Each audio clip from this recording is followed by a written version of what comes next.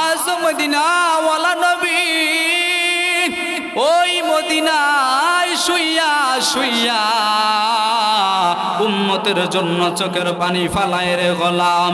কিন্তু তুমি আর আমি নবীর সুন্নাত মানতে রাজি না, নবীর সুন্নাত অনুযায়ী আমল করতে রাজি না। যদি আজকে বান্দা নবীর জন্য পাগল হইতা, বান্দা দাড়ির মধ্যে পোস্ত খাইতে পারতা না। নবীর জন্য যদি মায়া লাগতো, জুমার দিনে টুপি সারা মসজিদে আসতা না। কত বড় আহাম্মক! বিয়ার অনুষ্ঠানে যাওয়ার জন্য দামি দামি শু জুতা পরিয়া, সুন্দর একটা শার্ট আয়রন করিয়া এরপরে বিয়ার অনুষ্ঠানে যায় বান্দা।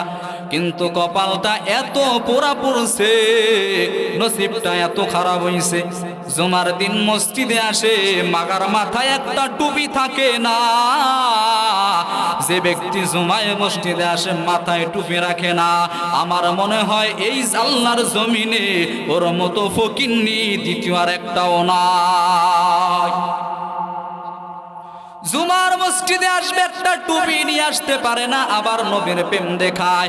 আসলে তুমি নবীর প্রেম মুখে মুখে বলো, আসলেই বাস্তবিকভাবে নবীর প্রেম তোমার মধ্যে নাই। যদি তোমার নবীর প্রেম থাকতো, তাহলে নবীর মোহাব্বতে মাথার মধ্যে টুপি থাকতো, মুখের মধ্যে দাড়ি থাকতো। যেহেতু এগুলি তোমার মধ্যে নাই, এতে বোঝা যায় তুমি আসলে নবীর আশিক না, তুমি নবীর দুশমন, ওই ডবল কপাল ফোরা। तुमको जाओ सुन्नते अहमद को जाबा मोहम्मद कैबुअद निस्बत तोरा मन अहब्बा सुन्नती कौले रसूल मजदाए का करो। নবীর জন্য পাগল হওয়া যায় কিনা?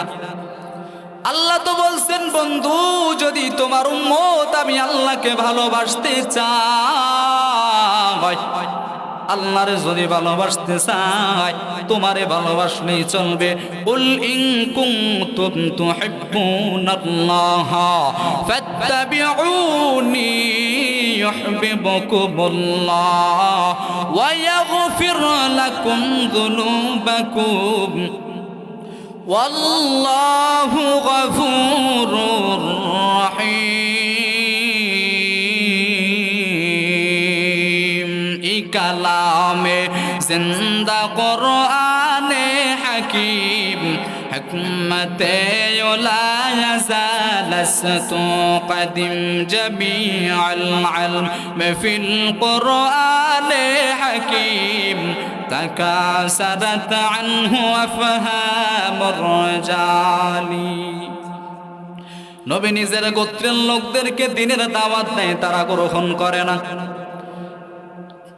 নবী মনে মনে ভাবলেন, আমার অঞ্চলের মানুষ আমাকে মোহাব্বত করে না, আমাকে তারা গ্রহণ করে না। একটু তায়েফের মানুষের কাছে যাইয়া দাওয়াতটা পৌঁছাই রে বাবা। খেয়াল করে শোনেন, তায়েফের জমিনে দাওয়াত দেওয়ার উদ্দেশ্যে রহমতের নবী চলে যায়। তায়েফে যাইয়া যখন দিনের দাওয়াত দেওয়ার জন্য প্রস্তুত নেয়, নবীর সফর সঙ্গী ছিল নবীজির পালক পুত্র যায়েদ ইবনে হারিস রাদিয়াল্লাহু তাআলা আনহু। নবী তায়েফের মধ্যে যাইয়া ডাক দিয়া কয়, রে তায়েফের মানুষ,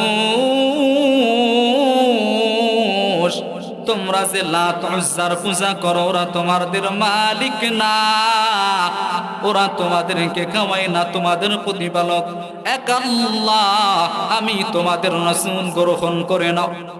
কামা ফাদ্দালা মাকানান আলা মাকান ওয়া ইনসানান আলা ইনসান ونشهد أن لا إله إلا الله وحده لا شريك له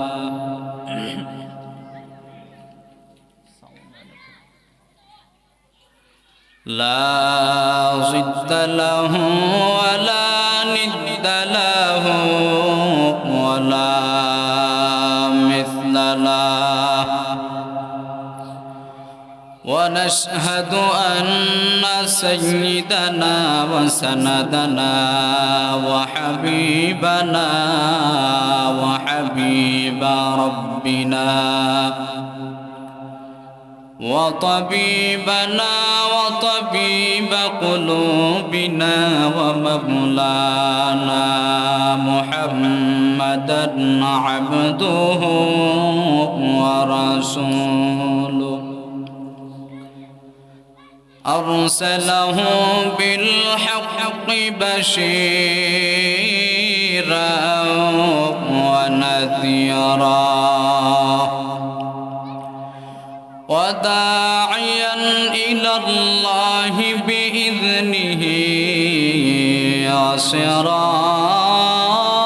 وسراجا منيرا اللهم صل على محمد النبي الأمي وعلى آله وسلم تسليما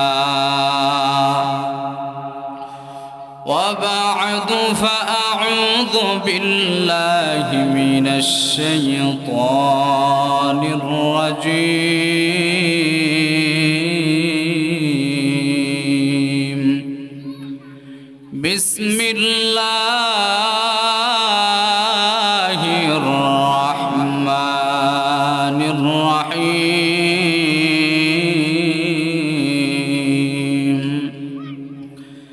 والعصر إن الإنسان لفي خسر إلا الذين آمنوا وعملوا الصالحات وتواصوا بالحق وتواصوا بالصبر. قال النبي صلى الله عليه وآله وسلم كل أمة يدخلون الجنة إلا من أبى. قيل من أبى؟ قال من أطعني دخل الجنة ومن عصاني فقد أبى. أو كما قال النبي عليه الصلاة والسلام. صدق الله مولانا العظيم وصدق رسوله النبي الكريم ونحن على ذلك من الشاهدين والشاكرين والذاكرين والحمد لله رب العالمين.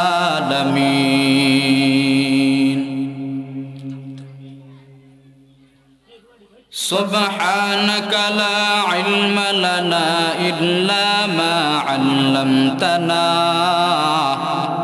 إنك أنت العليم الحكيم. رب اشرح لي صدري ويسر لي أمري واحلل عقدة من لساني يفقه قولي. मोमिन जो फिदा नक्श कफे पाए नबी हो, मोमिन जो फिदा नक्श कफे पाए नबी हो ज़ीर कदम आज ब्यालम का खज़ीना हो ज़ीर कदम आज ब्यालम का खज़ीना. गर सुन्नत नबवी की करे पैरवी उम्मत, কর সুন্নত নবী কি করে पैरवी उम्मत तूफान से निकल जाएगा फिर इसका सफीना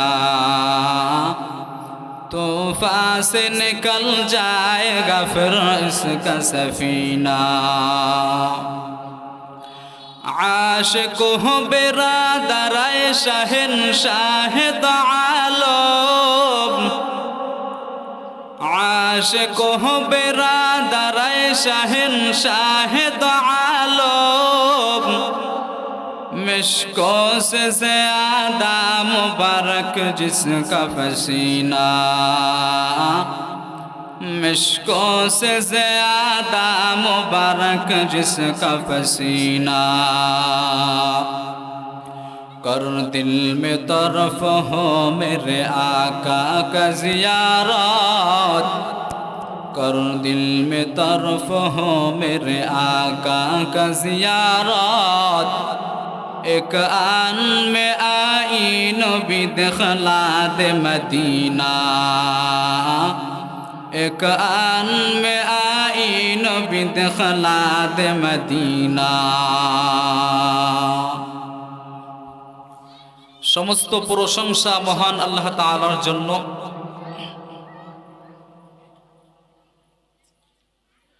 जे रब्बे करीम আপনাকে আমাকে হাজারো ব্যস্ততা থেকে ফারেক করে দুনিয়া জান্নাতের বাগান ওলামায়ে কেরামের মজলিস জাকিরিন শাকিরিনদের মজলিসে আমার মতো অযোগ্যকে কিছু কথা বলা ও আপনাদেরকে শ্রবণ করার মতো তৌফিক আল্লাহ দান করেছেন মুসলমান হিসেবে ঈমানের আওয়াজকে উঁচু করে কালিমাতুশ শুকর উচ্চারণ করি আলহামদুলিল্লাহ লক্ষ কোটি দরুদ ও সালাম সৈয়দুল মুরসালিন খাতামুন নবিয়্যিন শফিউল মুজনিমিন হযরতে মুহাম্মদুর রাসূলুল্লাহ সাল্লাল্লাহু আলাইহি ওয়াসাল্লামের উপর সর্বোপরি শুকর যাদের অক্লান্ত পরিশ্রমের মাধ্যমে আয়োজন আল্লাহ তাআলা তাদেরকে ইহকালে শান্তি পরকালে মুক্তির ব্যবস্থা করুক সকলে বলুন আমিন আমি কোরআনে হাকিমের অসংখ্য অগণিত আয়াতে কারিমা হতে তিনখানা আয়াত অর্থাৎ একটি সূরা তেলাওয়াত করেছি এই সূরাটা আপনাদের সকলের পরিচিত একটা সূরা এখানে এমন কোন আল্লাহর বান্দা নাই যে সূরাটা পারে না প্লাস এই সূরার আলোচনা আপনারা আগে পরে শুনেছেন তো এই সূরাটা হলো সূরাতুল আসর আমি আপনাদের সামনে সূরাতুল আসর তেলাওয়াত করেছি এবং বিশ্ব নবী জিন্দা নবী হায়াতুন নবী সাল্লাল্লাহু আলাইহি ওয়াসাল্লামের অসংখ্য বাণী পবিত্র হাদিস শরীফ থেকে একখানা হাদিস পাঠ করেছি আয়াত ও হাদিসের আলোকে সংক্ষিপ্ত সময় কিছু কথা আমি বলবো আপনারা শুনবেন তো সবাই না আবার এমনিতেই মানুষ কম আমরা রাইখা আবার আপনারা চলে যাবেন নি চলে যাবেন সবাই আমরা রাইখা এখানে যারা আছেন আগে পরে অনেকে আমার আলোচনা শুনেছেন অনেকে আবার মনে করতে পারে আগে পরে তো শুনেছি আজকে আর শুনবো না চলে যাই প্রধান বক্তা আসলে আসবো এরকম চিন্তা সবাই নাকি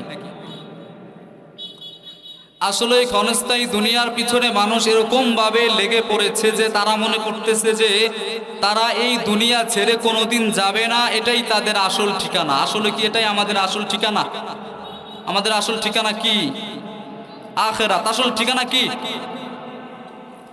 এই যে মাহফিলের প্যান্ডেলটা আজকে আছে আচ্ছা কালকে এই সময় কি প্যান্ডেলটা থাকবে থাকবে কালকে সময় প্যান্ডেল তো আমার প্রশ্ন হইল যে আজকে প্যান্ডেল আছে কালকে কেন থাকবে না কালকে কেন থাকবে না বলে যে প্যান্ডেলটা বানাইছে একটা প্রয়োজনে প্যান্ডেলটা কেন বানাইছে একটা প্রয়োজনে বানাইছে ঠিক আসমান জমিন মানুষ চন্দ্র গ্রহ নক্ষত্র এক কথায় আপনি আমি দু চোখে যা দেখি বা না দেখি সব কিছু রব্বে কারীম একটা প্রয়োজন নিয়ে বানাইছে প্রয়োজন নিয়ে বানাইছে না সবকিছু আল্লাহ তাআলা এই ব্যাপারে সূরা আর রহমানের মধ্যে স্পষ্ট জানায়া দিয়েছেন কুল্লু মান আলাইহা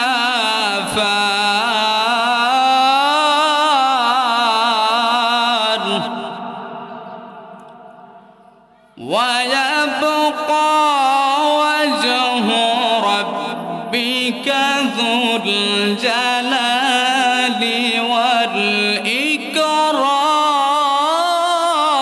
والإكرام فبأي آلاء ربكما تكذبان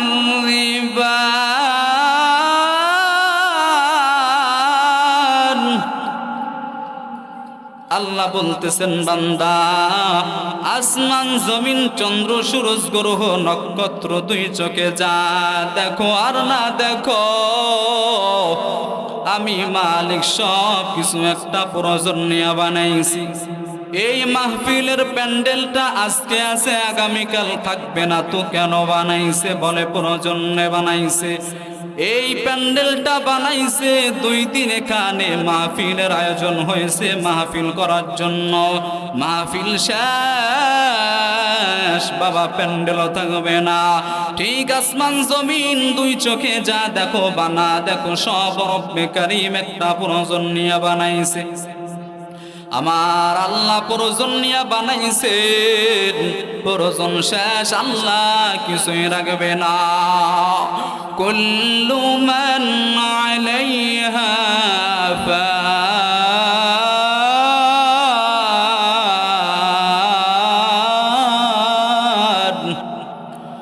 ওয়া ইয়াবকা ওয়াজহু রাব্বিকা যুল জালালি ওয়াল ইকরাম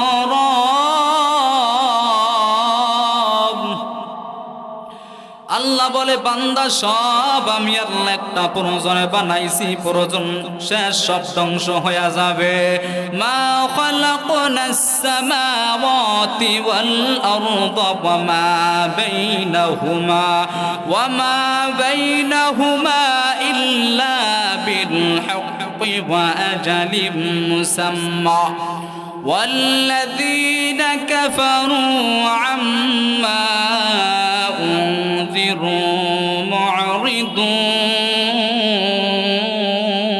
معرضون ما خلقت الجن والإنس بخاجز عبادات مقصود الجهال لا إله إلا الله চার ইমামের এক ইমাম ইমাম শাফিঈ রাহমাতুল্লাহি আলাইহি বলেন আল্লাহ তাআলা কুরআনুল কারীমের মধ্যে 6666 আয়াত নাজিল না করিয়া 114 খানা সূরা নাজিল না করিয়া যদি শুধু সূরা আসর নাজিল করতেন আর জগতের সমস্ত মানুষ যদি এই সূরার উপরে আমল করত তাহলে বিনা হিসাবে জান্নাত পেয়ে যেত খুব দামি সূরা এর অনেক মহৎ অনেক গুণ রয়েছে তো আল্লাহ তাআলা সূরার মধ্যে কি রেখেছেন আল্লাহ বলতেছেন যে ওয়াল আসরি ইন্নাল ইনসানা লাফি খুসর ইল্লাল্লাযীনা আমানু ওয়া আমিলুস সালিহাত وتواصوا بالحق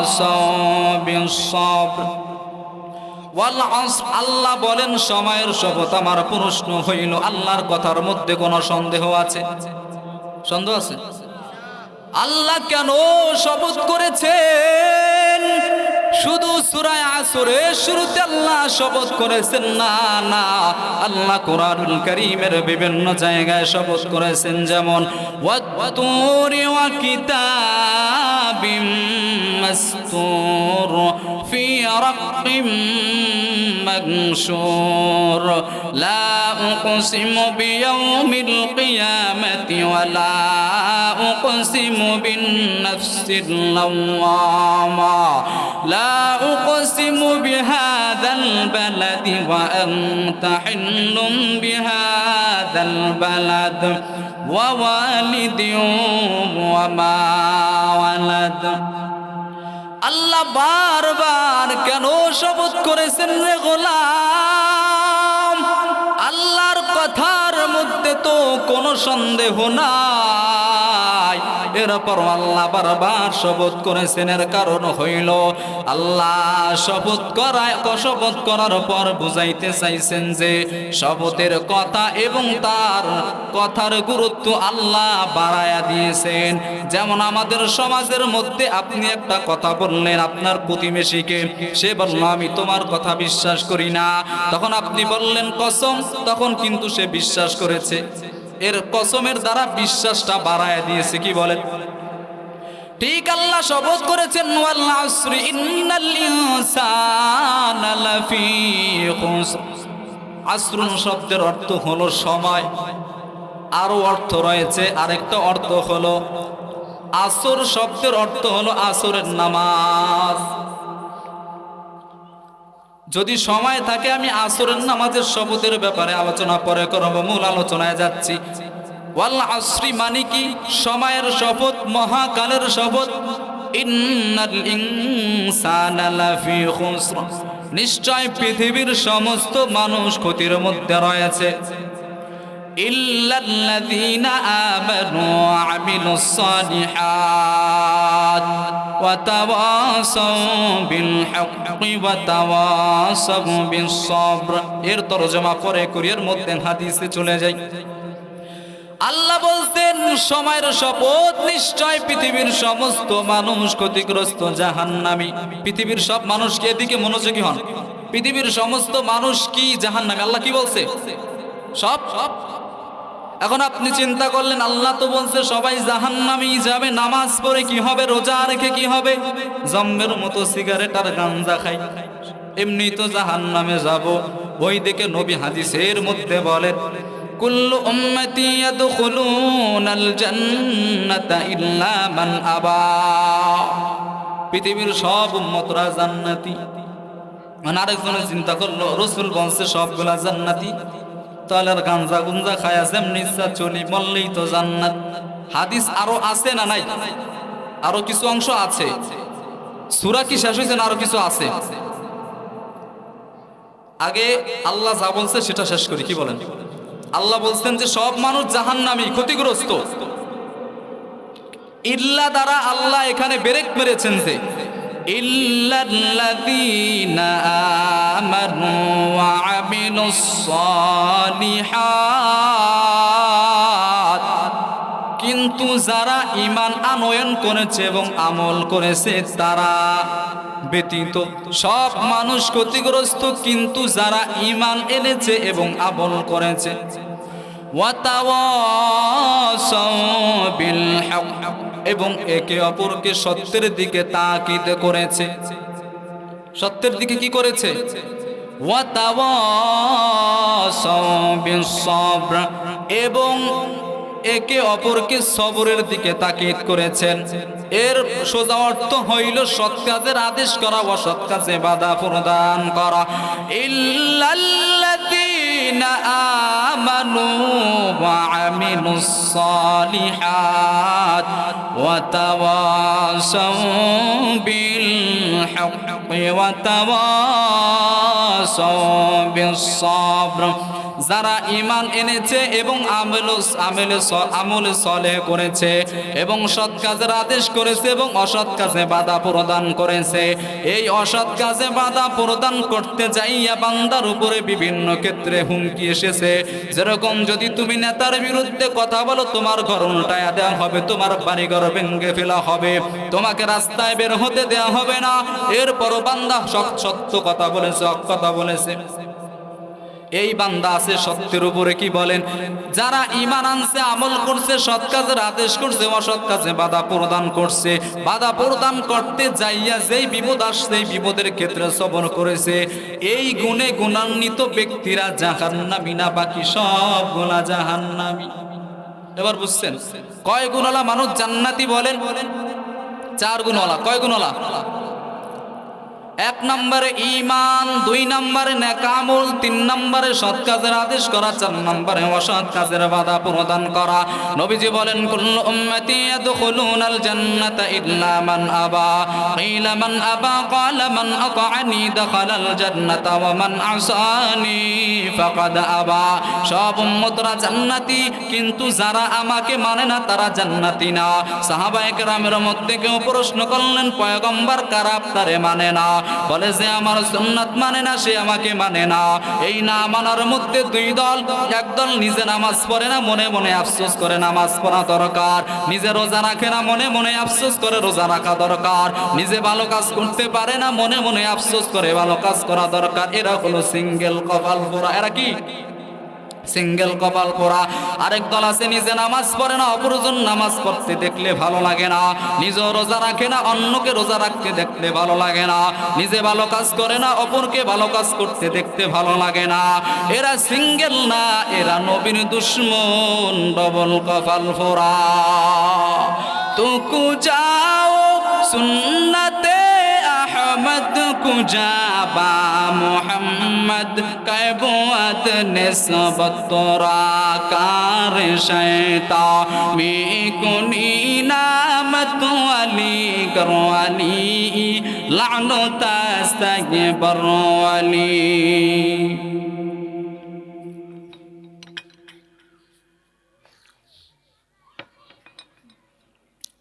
নবীর সুন্নাত কি কি এগুলার জন্য আলাদা বয়ান করার কোনো প্রয়োজন নাই। বান্দা টুপি পরা নবীর সুন্নাত, এটা সাধারণ মানুষ জানে। কেমনে চুল কাটবা সেখানেও মদিনাওয়ালা নবীর সুন্নাত রয়েছে।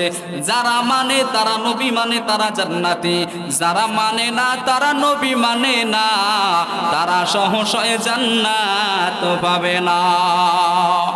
ও গো নবীর উম্মাতেরা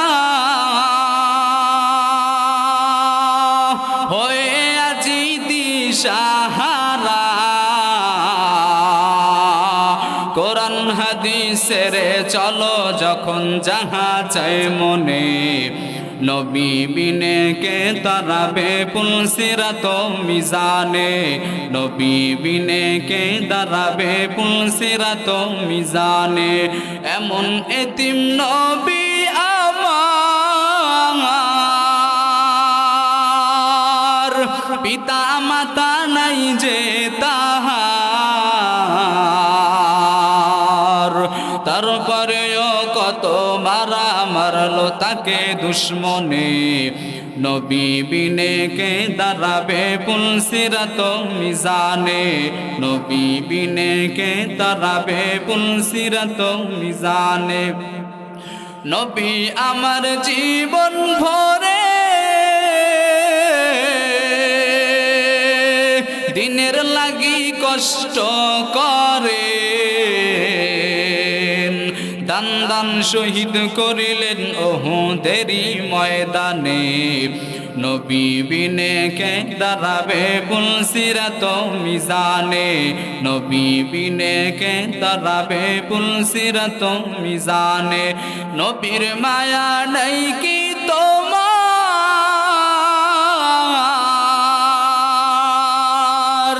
কেমনে দুঃখ দাও যে আবার, দরদ পরো স্মরণ করো প্রথম ঘাটি কাফনে, নবী বিনে কে দাঁড়াবে পুলসিরাত মিজানে, নবী বিনে কে দাঁড়াবে পুলসিরাত মিজানে। নবীর জন্য মায়া লাগে কি লাগে না? এমন নবী আমার রাহমাতুল লিল আলামিন, এত পাওয়ারফুল নবী। নবী জংলা দিয়ে হাইটা যায়, আশপাশে কোনো বাড়িঘর নাই, কিছুই নাই, শুধু সালামের আওয়াজ। সাহাবায়ে কেরাম বলেন পয়গম্বর, আশপাশে বাড়িঘর কিছুই নাই, শুধু সালামের আওয়াজ প্রত্যেকে আসে। পয়গম্বর বলেন ও সাহাবায়ে কেরাম, আমি নবী যেই রাস্তা দিয়া যাই এর ঘেরান পুরা অঞ্চলের মধ্যে ছড়ায়া যায়। আমি নবীর শরীরের ঘেরান পাইয়া জংলার প্রাণী কুল আমি নবীরে সালাম জানাই। ইমামুল আউয়ালিন আল আখিরিন বাহরে সাদকা রাহমাতাল লিল আলামিন সাইয়্যিদুল কওনাইন খাতামুল মুরসালিন আখিরামুদ বুদ ফখরুল আউয়ালিন। এই নবীর জন্য কি আমাদের মায়া লাগে কি লাগে না? আসলেই মুখ দিয়া বলেন বাস্তবিক নবীর জন্য মায়া লাগে না? আজ মদিনাওয়ালা নবী ওই মদিনায় শুইয়া শুইয়া উম্মতের জন্য চোখের পানি ফালায় রে গোলাম। কিন্তু তুমি আর আমি নবীর সুন্নাত মানতে রাজি না, নবীর সুন্নাত অনুযায়ী আমল করতে রাজি না। যদি আজকে বান্দা নবীর জন্য পাগল হইতা, বান্দা দাড়ির মধ্যে পোস্ত খাইতে পারতা না। নবীর জন্য যদি মায়া লাগতো, জুমার দিনে টুপি সারা মসজিদে আসতা না। কত বড় আহাম্মক! বিয়ার অনুষ্ঠানে যাওয়ার জন্য দামি দামি শু জুতা পরিয়া, সুন্দর একটা শার্ট আয়রন করিয়া এরপরে বিয়ার অনুষ্ঠানে যায় বান্দা। কিন্তু কপালটা এত পোড়া পড়ছে, নসিবটা এত খারাপ হইছে, জুমার দিন মসজিদে আসে মাগার মাথায় একটা টুপি থাকে না। যে ব্যক্তি জুমায় মসজিদে আসে মাথায় টুপি রাখে না, আমার মনে হয় এই আল্লাহর জমিনে ওর মতো ফকিন্নি দ্বিতীয় আর একটাও নাই। জুমার মসজিদে আসবে একটা টুপি নিয়ে আসতে পারে না, আবার নবীর প্রেম দেখায়। আসলে তুমি নবীর প্রেম মুখে মুখে বলো, আসলেই বাস্তবিকভাবে নবীর প্রেম তোমার মধ্যে নাই। যদি তোমার নবীর প্রেম থাকতো তাহলে নবীর মোহাব্বতে মাথার মধ্যে টুপি থাকতো, মুখের মধ্যে দাড়ি থাকতো। যেহেতু এগুলি তোমার মধ্যে নাই, এতে বোঝা যায় তুমি আসলে নবীর আশিক না, তুমি নবীর দুশমন, ওই ডবল কপাল ফোরা। तुमको जाओ सुन्नते अहमद को जाबा मोहम्मद के बुआद निस्बत तोरा मन अहब्बा सुन्नती कौले रसूल मजदाए का करो। নবীর জন্য পাগল হওয়া যায় কিনা? আল্লাহ তো বলছেন, বন্ধু যদি তোমার উম্মত আমি আল্লাহকে ভালোবাসতে চাই, আল্লাহরে যদি ভালোবাসতে চাই, তোমারে ভালোবাসলেই চলবে। কুল ইন কুনতুম তুহিব্বুনাল্লাহ ফাত্তাবিউনি ইউহিব্বুকুমুল্লাহ ওয়া ইয়াগফির লাকুম যুনুবাকুম ওয়াল্লাহু গফুরুর রহিম। ই কালামে জিন্দা কুরআনে হাকিম হিকমতে লা ইয়াজাল আস্তু-কদিম জামিআল ইলম ফিল কুরআনে হাকিম تكاثرت عنه أفهام الرجال। নবী নিজের গোত্রের লোকদেরকে দিনের দাওয়াত দেয়, তারা গ্রহণ করে না। নবী মনে মনে ভাবলেন, আমার অঞ্চলের মানুষ আমাকে মোহাব্বত করে না, আমাকে তারা গ্রহণ করে না। একটু তায়েফের মানুষের কাছে যাইয়া দাওয়াতটা পৌঁছাই রে বাবা। খেয়াল করে শোনেন, তায়েফের জমিনে দাওয়াত দেওয়ার উদ্দেশ্যে রহমতের নবী চলে যায়। তায়েফে যাইয়া যখন দিনের দাওয়াত দেওয়ার জন্য প্রস্তুত নেয়, নবীর সফর সঙ্গী ছিল নবীজির পালক পুত্র যায়েদ ইবনে হারিস রাদিয়াল্লাহু তাআলা আনহু। নবী তায়েফের মধ্যে যাইয়া ডাক দিয়া কয়, রে তায়েফের মানুষ, তোমরা যে লাত উজ্জার পূজা করো, ওরা তোমাদের মালিক না, ওরা তোমাদেরকে খাওয়ায় না, তোমাদের প্রতিপালক এক আল্লাহ। আমি তোমাদের রাসূল গ্রহণ করে নাও। তায়েফের মানুষগুলা এত নিষ্ঠুর, এত খারাপ, তায়েফের লিডাররা নেতাগুলা বখাটে ছেলেদেরকে লাগায়া দিয়েছে, যেরকম হাদিকে হত্যা করেছে। সোনার ছেলে এরকম সন্তান এই দেশে তৈরি হয় না। একটা সোনার ছেলে আল্লাহ দিয়েছে, নিঃশেষ করে দিয়েছে, কারণ তাদের চেষ্টা হয়েছে, তারা এই জন্য হাদিকে জমিন থেকে নিঃশেষ করেছে। যদি এক হাদি বাংলার সংসদে যায়, এই বাংলার সংসদে কোনো 2 নাম্বারই হতে দেয়া যাবে না। যেহেতু হাদি আমাদের বাধা, আমরা সব লিডাররা মিলিয়া হাদির মতো ন্যায় পরায়ণ মানুষকে জমিন থেকে বিদায় করে দিই। কি বলেন? ঠিক রাহমাতুল লিল আলামিন দাওয়াত দেওয়ার জন্য যায়, তায়েফের লিডাররা বলে পাথর মেরে খতম করে দাও। ওই বখাটে ছেলেরা একটা একটা পাথর হাতের মধ্যে নিয়ে নবীজির গায়ে আঘাত করে। নবীজি চিৎকার মারিয়া বলে, তায়েফের মানুষ, আমার গোত্রের মানুষ আমারে চিনতে পারে না, বড় আঘাত করেছে, বড় ব্যথা লইয়া আমি তোমাদের কাছে আসছি, তোমরা আমারে মাইরো না। আমি নবীর মা নাই, আমার বাবা নাই, আমি বড় এতিম। তোমাদেরকে যদি কেউ আঘাত করে, তোমাদের জখমে পট্টি লাগাইয়া দেওয়ার মতো মানুষ আছে। তোমাদের শরীরে যদি অসুখ হয়, সেবা করার মানুষ আছে। আমি নবী এমন এতিম, আমার মা নাই, আমার বাবা নাই, বড় আশা লইয়া তোমাদের কাছে আসছি, তোমরা আমার গায়ে আঘাত করিও না। ওই বেঈমানরা নবীর কথা শুনে না, একটা একটা পাথর মেরে নবীরে খতম করার জন্য চেষ্টা করে। নবীজির পালক পুত্র যায়েদ ইবনে হারেসা সামনে যাইয়া বলে, পাথরগুলো আমার শরীরে মার, মায়ার নবীর গায়ে তোরা আঘাত করিস না, আমার নবীর মা নাই, আমার নবীর বাবা। নবীজিকে তার উপরও আঘাত করেছে, এত পরিমাণ পাথর মারছে, নবীর শরীরের থেকে রক্ত জড়াইয়া পায়ের সাথে জুতা মোবারক লাগা গেছে।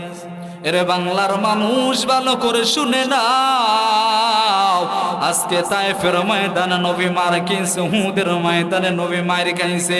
তায়েফের ময়দানে, উহুদের ময়দানে নিজের এলাকার মানুষের হাতে নবী যদি মারি না খাইতো, আর যদি নবী ঘরে ঘুমাইয়া দিনের দাওয়াত বন্ধ রাখতো, বাংলাদেশের মানুষ এই বাংলাদেশ পর্যন্ত কোনদিন ইসলাম পৌঁছত না।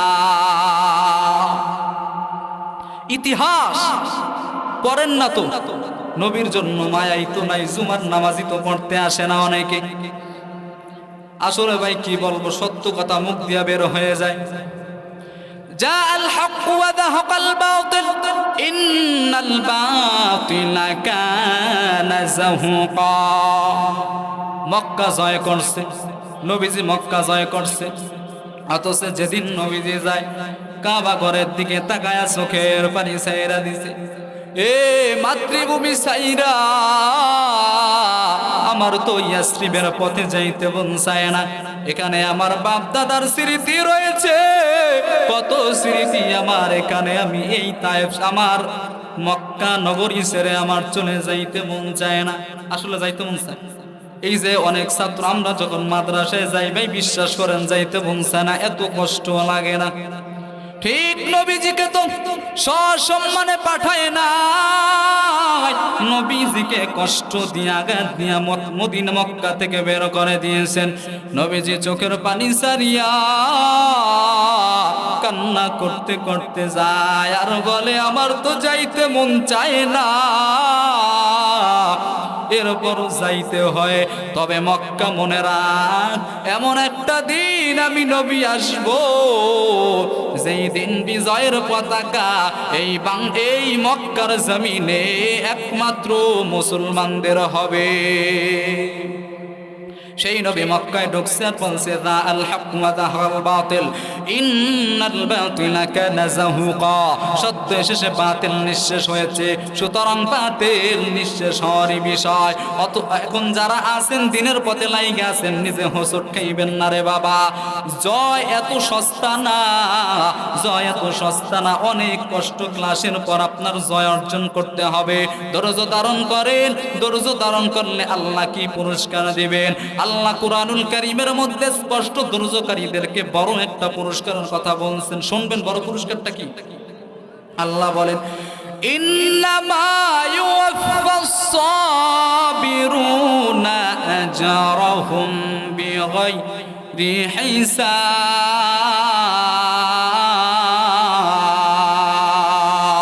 আল্লাহ বলে কিয়ামতের ময়দানে আমি আল্লাহ একটা দল লোকের কাছে কোনো হিসাব চাইব না, আর সেই দলটা হলো ধৈর্যশীল।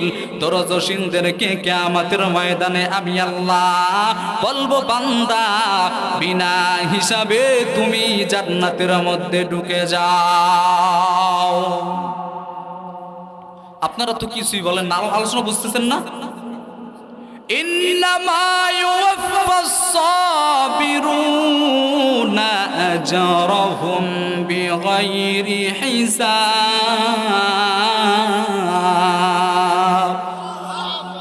আল্লাহ কিয়ামতের ময়দানে শুধু এক শ্রেণী মানুষের ব্যাপারে কোনো হিসাব চাইবে না।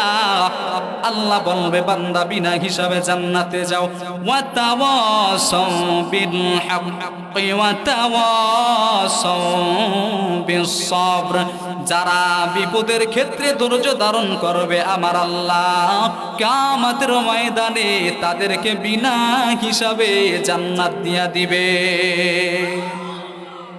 জান্নাতে যেতে মন চায় কার কার হাত উঠান। আম সবারই খাইতে মন চায়, গাছ কেউরি লাগাইতে মন চায় না। কি গাছ লাগাইতে মন চায়? আম খাইতে মন চায়, মাগার গাছ লাগাইতে মন চায় না রে যুবক। মনে রাখবা তুমি যত আম খাইতে চাও, যদি গাছ না লাগাও কিয়ামত সন্নিকটে হয়ে যাবে বান্দা, তুমি আম খাইতে পারবা না। ঠিক আমার জান্নাতে যাইতে মন চায়, মাগার নেক আমল করতে মন চায় না, নামাজ পড়তে মন চায় না। নামাজ এমন একটা ইবাদত, বেঈমানার মুসলমানের সবচেয়ে বড় হাতিয়ার হলো নামাজ। যেই বান্দা নামাজ পড়ে ওই বান্দা জান্নাতে যাবে। জাহান্নামের 4টা কারণের মধ্যে 1 নম্বর কারণ হইল বান্দা নামাজ না পড়লে জাহান্নামে যাবে। জাহান্নামে যাওয়ার 4টা কারণের 1 নম্বর কারণ হলো নামাজ না পড়া।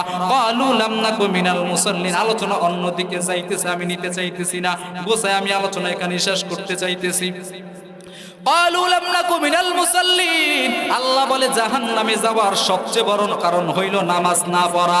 এখন যদি বান্দা নামাজ না পড়ো, কিয়ামতের ময়দানে আল্লাহ যদি নামাজের কথা জিজ্ঞাসা করে, আর যদি এখানে ধরা খায়া যাও, তুমি মনে রাখবা তুমি নামাজ না পড়িয়া আমার আল্লাহর জান্নাত পাবা না।